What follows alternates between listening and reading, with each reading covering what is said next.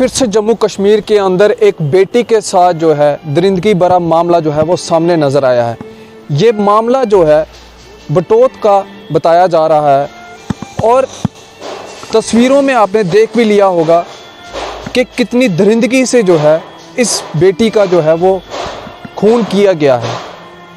हालांकि परिवार वालों का ये कहना है कि पुलिस जो है मामले की इन्वेस्टिगेशन नहीं कर रही है, लेकिन जब हमने वहाँ के एसएसपी जी से बात की तो उनके क्या बयान थे वो ज़रा सुनिए। कौन है?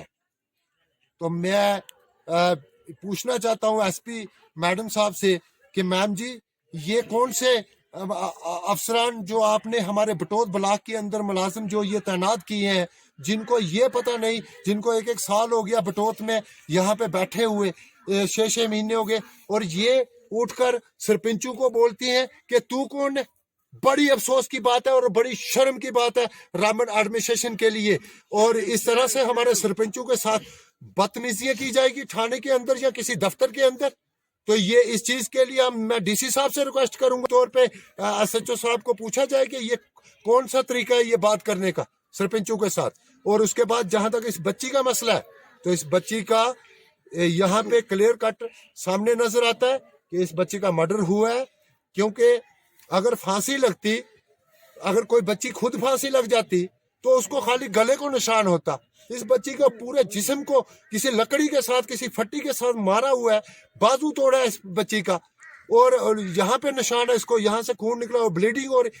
तो मेरा कहने का मतलब मौके पे जब एसएचओ को इन्फॉर्म ये रिपोर्ट मिली कि हाँ भाई फोन किया किसी ने कि बच्ची भाई वहां पे मर गई, तो एसएचओ को साहब को चाहिए था कि कम से कम जब वो मौके पे गए तो उनको, मैंने सुना है कि मौके पे गए नहीं है, मौके पे वो गए नहीं है। बड़े अफसोस की बात है, हमारी बटोत की बच्चियों का बटोत के अंदर ही अगर मर्डर हो जाता है, वहां पे हमारे एसएचओ साहब खुद मौके पे नहीं जाते। कल के चिनैनी के अंदर या उधमपुर के अंदर या रामबन के अंदर किसी दूसरे डिस्ट्रिक्ट में हमारी बच्चियों का मर्डर हो जाएगा, वहां पे तो हमारी कोई सुनाई नहीं होगी, जबकि हमारे घर में हमारी कोई सुनाई नहीं हो रही है। और जहां तक एसएचओ का फर्ज बनता था एसएचओ साहब का कि वो मौके पे जाए, लेडीज पुलिस को साथ लेना था और तुरंत उसी वक्त कार्रवाई करनी थी, और जो भी इसमें इन्वॉल्व थे उनको अरेस्ट करना चाहिए था। लेकिन 4 दिन हो गए, अभी तक तो कॉल डिटेल नहीं निकली है, अभी तक उनको अरेस्ट नहीं किया गया है। पुलिस के अपने एक्ट होते हैं जो मौके पे लगाए जाते हैं पुलिस की तरफ से, तो हमें यहाँ पे आके मालूम हो रहा है कि ऐसा कुछ नहीं है पुलिस की तरफ से। और अभी तक मुझे लगता है कि पुलिस यहाँ पे भी आई है इनके घर में पूछने के लिए, कोई ऐसी बात आई है कुछ? तो बड़े अफसोस की बात है। तो मेरे ख्याल में यहाँ पे इस वक्त तक एसएचओ साहब क्या एसपी मैडम ने भी यहाँ पे पहुंचना चाहिए था, मर्डर की जगह पे पहुंचना चाहिए था। ये कोई छोटा केस थोड़े, हमारी बच्ची का कत्ल हुआ है बटोत की एक, चाहे हमारे गांव के किसी आदमी ने किया है। तो बच्चियां जो होती है ये ऑलरेडी हमारी गवर्नमेंट ने का ये नारा है बेटी बचाओ बेटी पढ़ाओ, तो ये क्या हो रहा है हमारी बच्चियों के साथ? तो यहाँ पे हम यही करें हमारी बच्चियों के साथ, तो यहाँ पे हम यही करेंगे कि ये बच्ची का मसला है। मैं सबके आगे रिक्वेस्ट करूंगा कि यहाँ कोई भी, यहाँ इस घर में या इस केस के अंदर कोई भी सियासत नहीं चलनी चाहिए। सीधे यहाँ पे उन लोगों को सजा मिलनी चाहिए जिन्होंने इस बच्ची का कत्ल किया है, और सामने नजर आ रहा है ये कत्ल है। और हम चाहते हैं, हमारे देवेंद्र सरपंच साहब ने यहाँ पे बहुत अच्छा बोला कि फौरी तौर पे कार्रवाई होनी चाहिए इस पे। और सुबह, आज ये 5 दिन बना रही है, तो हम चाहते हैं कि सुबह इनकी तरफ से एक एप्लीकेशन जो एसएचओ साहब के पास आ रही है, और तुरंत इस पे उसके बाद एडमिनिस्ट्रेशन की तरफ से कार्रवाई होनी चाहिए। हम चाहते हैं कि नेक्स्ट आने वाले हमारी बच्चियों को इसमें जो है, बाकी बच्चियां भी हमने रामन में दी है, शादी चुनानी में दी है, दूसरे डिस्ट्रिक्ट में दी है। हम चाहते हैं कि हमारी आने वाले कोई भी ऐसा केस दोबारा बटोत के अंदर ना हो, तो हम चाहते हैं कि तुरंत पुलिस अपनी कार्रवाई करे।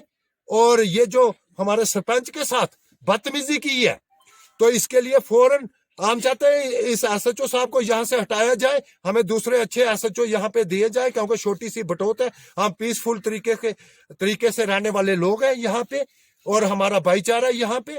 और हम चाहते हैं अच्छे मुलाजिम हमारे यहाँ पे रहे जो हमारे सरपंचों के साथ अच्छे तरीके से बात करें। नहीं तो अगर ये एसएचओ साहब के साथ, हम चाहते हैं कि डीसी साहब ये भी इंक्वायरी करे और हम यही चाहते हैं कि इस SHO साहब को यहाँ से हटा देना चाहिए, क्योंकि इन्होंने बदतमीजी की है हमारे सरपंच के साथ। नहीं तो हम पूरा बटोत नेशनल हाईवे को ब्लॉक करेंगे और हम धरने पे बैठेंगे अगर इन अफसरों के खिलाफ कार्रवाई ना हुई तो साथ में अगर ये किया जिन लोगों ने इनके खिलाफ कार्रवाई ना हुई तो हम धरने पे बैठ जाएंगे, सारे सरपंच और पूरे लाखों की हम अपनी पब्लिक रोड पे उतार देंगे। इसके मैम आपकी कंसर्न में एक जो बटोत में पुलिस स्टेशन है जी वहाँ पे 23 तारीख को एक केस आया था आई थिंक। जी जी लेडी की सुसाइड का। जी जी जी तो जी आपसे ये जानना था सिर्फ वो उस मामले में कितने इन्वेस्टिगेशन हुई है और क्या अभी अपडेट है?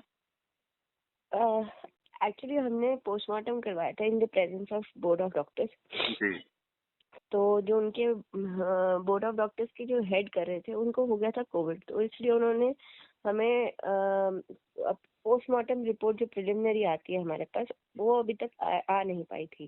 जी तो आज ही उन्होंने एक दूसरा डॉक्टर डिप्यूट किया है, तो जैसे ही अभी हमारी पोस्टमार्टम रिपोर्ट आती है तो based on other facts as well we will take the requisite action. जी बट फैमिली कह रही थी कि पुलिस जो है वो डिले कर रही है थोड़ा। पुलिस डिले नहीं कर रही थी, in any way police delay नहीं कर रही थी। It was delaying because of the postmortem report which we were not getting. Okay Otherwise inquest was initiated that day itself. Okay जी जी ठीक, थैंक यू साफ तौर पे सुना कि SSP जी के जो थे क्या बयान थे। अब आते हैं इस बच्ची के ऊपर। इस बच्ची का नाम जो है वो निशा देवी नाम बताया जा रहा है, जिसकी उम्र 23 साल जो है वो बताई जा रही है और हाल ही 2 साल पहले जो है शादी हुई थी और 1.5 साल का जो है बच्चा है, यानी कि 14 महीने का बच्चा भी है। और जो इसका घर वाला जो बताया जा रहा है वो वाटर टैंकर का एक ड्राइवर है, जो हमारे तक इन्फॉर्मेशन पहुंची है, जो आप तक पहुंचाने की पूरा प्रयास कर रहे हैं। आज भी जम्मू कश्मीर के अंदर जो है बेटियां सुरक्षित नहीं हैं। एक तरफ बड़े बड़े दावे किए जाते हैं कि बेटी बचाओ बेटी पढ़ाओ, लेकिन हर महीने 4 से 5 मामले ऐसे सामने नज़र आते हैं कि दिल दहल उठता है, खून खोल उठता है।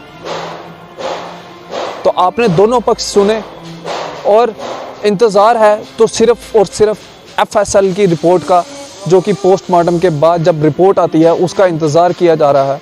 और हम गुहार लगाना चाहेंगे अपने चैनल के माध्यम से SSP साहिब को कि मैम इस मामले में खुद इंटरवीन करें और जितना हो सके मामले की गहराई तक जाएं, ताकि जो भी इस बच्ची का कातिल है उसको जो है वो इंसाफ मिल सके और जो कातिल है वो सलाखों के पीछे हो और परिवार वालों को भी जो है वो इंसाफ मिल पाए। फिलहाल आप इसी तरह से बने रहें JK News 7 के साथ। मुझे दीजिए इजाज़त, नमस्कार।